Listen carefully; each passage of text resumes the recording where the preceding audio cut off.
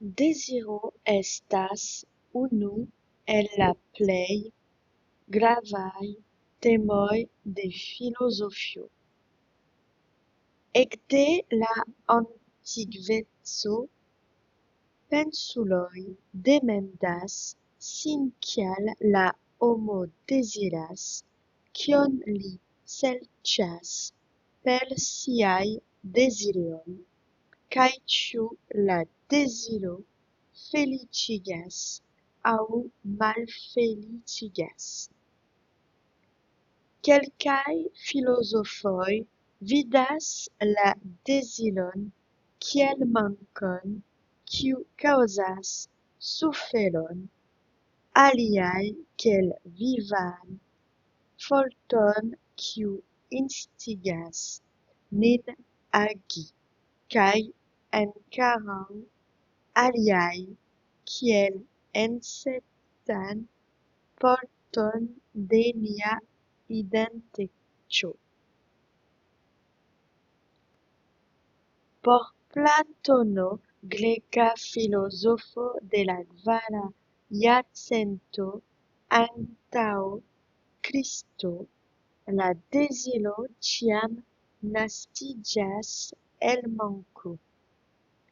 En la festeno li klarigas, ke la deziro estas la deziro pri tio, kion oni mankas.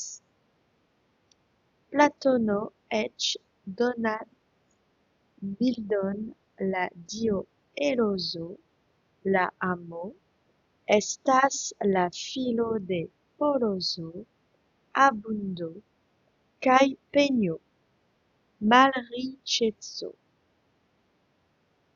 La deziro troviĝas do inter du statoj, ĝi ne estas plena riĉeco, sed ankaŭ ne absoluta mizero.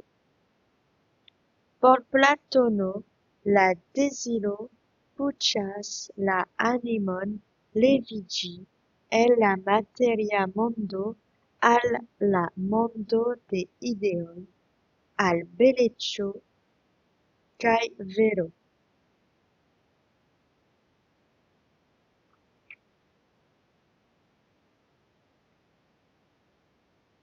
Aristotelo, lernanto de Platono, reprenas ĉi tiun ideon, sed faras ĝin pli realisma. En sia Etiko al Nikomaco, li diras ke la deziro estas tio, ke movas ĉiun estaĵon. Neniu moviĝas sen deziro. Tamen, la racio devas gvidi la dezirojn. Se la homo lasas sin regi de siaj pasioj, li fariĝas ilia sklavo. La feliĉo venas do kiam oni sukcesas ordinigi siajn dezirojn. La stoikuloj, kiel Seneko aŭ Epikteto, iras plu en la malfido kontraŭ deziro. Por ili, dezirado de tio, kion oni ne povas havi, kondukas al sufero. La saĝulo devas lerni deziri nur tion, kio dependas de li, siajn pensojn, agojn kaj juĝojn. Oni devas do regi ĝin por trovi internan trankvilon, la atarakcion. Ĉu tiu ideo pri deziro kiel manko kaj fonto de maltrankvilo estas reprenita de la kristana penso. La deziro fariĝas ĉi tie nostalgio pri la viaĝo, serĉado de perdita feliĉo. Ekde la deksepa jarcento kelkaj filozofoj tute ŝanĝos la vidpunkton pri deziro. Ili ne plu vidas ĝin kiel mankon, sed kiel pozitivan potencon. La unua granda pensulo de ĉi tiu ŝanĝo estas Spinozo. La deziro estas la esenco mem de la homo. La deziro ne estas malforto, sed la forto kiu igas nin ekzisti. La saĝeco do ne konsistas en forigo de deziroj, sed en ilia kompreno kaj direkto al tio, kio vere liberigas kaj ĝojigas nin. En la deknaŭa jarcento Nietzsche reprenas kaj transformas ĉi tiun ideon. Li malakceptas la moralan kaj religian tradicion, kiu ĉiam kondamnis la deziron. Entiere parolis Zaratustro, li skribas: Oni devas ankoraŭ porti en si kaoson por provi naski dancantan stelon. Deziri estingi la deziron signifas rifuzi la vivon. Ĉe Hegelo, alia filozofo de la deknaŭa jarcento, la deziro ankaŭ havas esencan rolon. Per la deziro la homo konsciiĝas pri si mem. Li deziras la rekonon de la aliaj. Ĉi tiu ideo estos poste reprenita de Markso, kiu vidas en la deziro socian kaj historian forton. La homo deziras transformi la mondon por trovi sian lokon en ĝi. En la dudeka jarcento, la psikanalizo alportas novan manieron kompreni la deziron.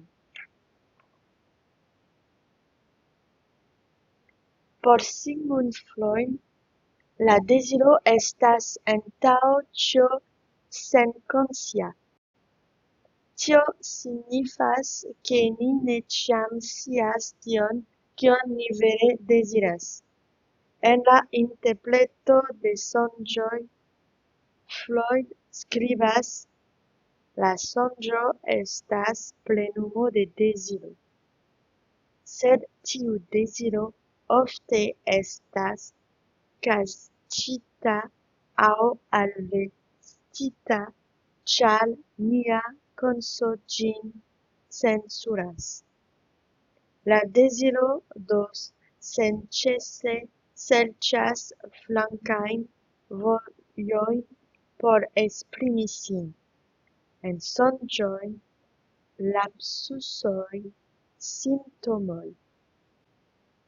La homo vivas internan konflikton inter siaj deziroj, la id, kaj la moralo aŭ sociaj reguloj, la supermi. Tiu konflikto kreas tension kaj frustiĝojn.